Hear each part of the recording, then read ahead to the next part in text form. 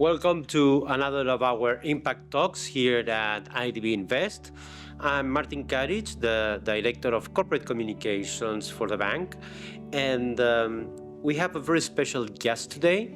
We're moving away from what we do in Washington, but we have the opportunity and the privilege to have here with us Darryl White. He is the Managing Director for IDB Invest in the Caribbean.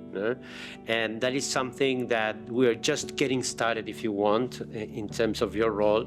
Darryl is a national from Trinidad and Tobago. In Spanish, they will call it Trinitarios. On English, my English is not that good for that yet, no? But you have a lot of experience in the banking sector, 40 years of working at RBC Financial, Citibank. So there's a lot of private sector banking that you're bringing in to the region, no? And your mission is very, in a nutshell, is how do we bring more private investment, no? How do we mobilize more private sector in a unique region like the Caribbean? So welcome, Darryl. Thank you. It's good to be here. It's good to be in the IDB Invest team, trying to have an impact.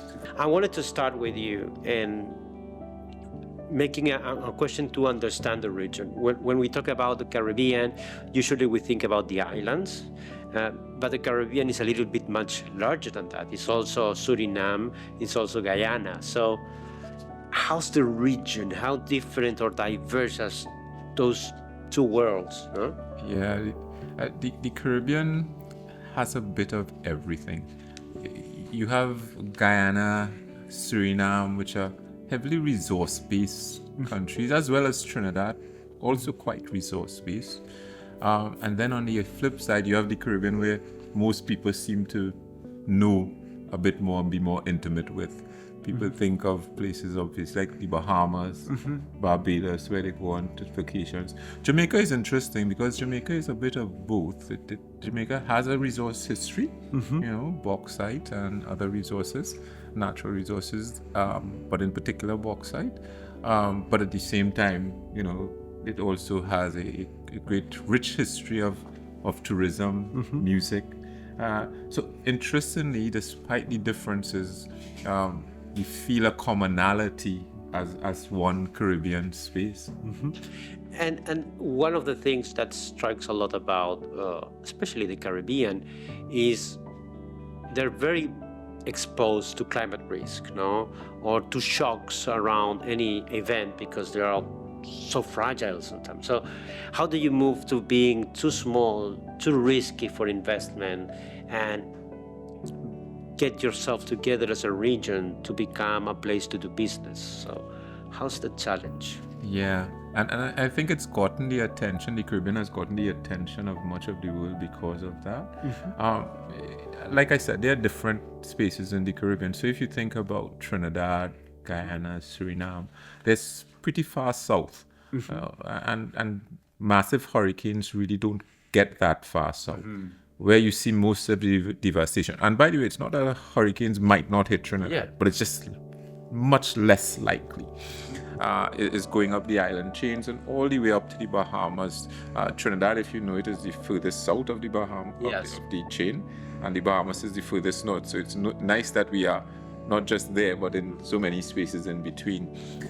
So you have the reality of climate events, but even in places, in countries that might have agriculture, even in countries that are resource dependent, or in terms of natural resource dependent, like I said, gold, bauxite, oil, and the like, global events will have an impact. Agriculture will be impacted by phenomena like El Nino, and other such weather events, exceedingly dry periods, and the like.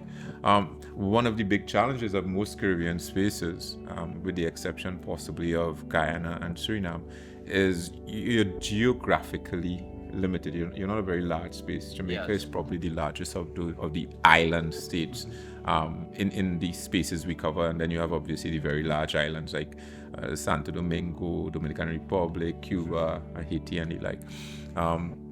And size itself would mean that when events take place, there's a disproportionate impact on the population. So when an event takes place, if it's a geopolitical event, if it is an event that is climate related. I've seen entire islands literally flattened by a hurricane where 90% of the housing stock is destroyed or seriously affected. So how can the private sector and an organization like the IDB Invest support that level of resiliency, and how can these countries become more resilient to these events? Absolutely. Well, for one, the Caribbean space, like I said, it has attracted a lot of attention because of what's been happening and from advocacy. So for starters, I think the IDB, groups like the IDB Invest are important advocates for what's happening in the Caribbean, and we've been able to attract quite a lot of funds that are focused on not just the development challenge but the resilience challenges, so we've been able to get climate focused funds, and because we are a trusted intermediary and because we have a development agenda, we are seen as that conduit to dispatch, to resource those funds.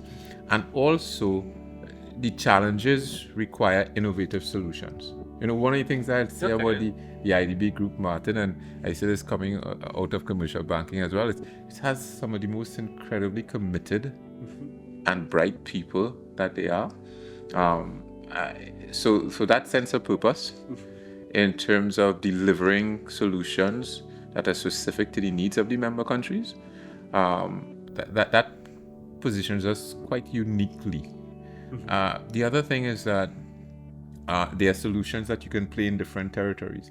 So when you bring the Caribbean together as one region, you suddenly start to say, how can I get more scale out of these relatively, I would say, very small islands, such that a solution for one, investment in a solution for one, actually now benefits all of the territories across the Caribbean. And you might say, well, there's some that may not be impacted by hurricanes, but there are trade relations between the Caribbean. There are population relations. You would be surprised how many people from one country move around. Absolutely. So we do feel the impacts when things happen. So an IDB group, an IDB Invest group that is driven by country strategies, by regional focus, by being bold enough to say that we have a bolder risk approach. Because we think about the Caribbean, people say, well, it's because of these events, it's too risky. But if you do have a bolder risk approach, if you can attract funding, if you can de-risk, if you can focus on the important elements of resilience, and not just resilience, but also recovery, stabilization. The time it takes to get you back. Absolutely. I could give an example of a visit in Jamaica right after Hurricane Melissa.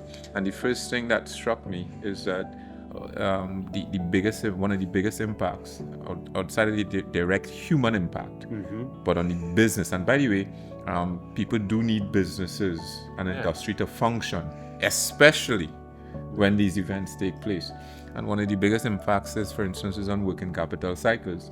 Because everyone takes longer to get paid.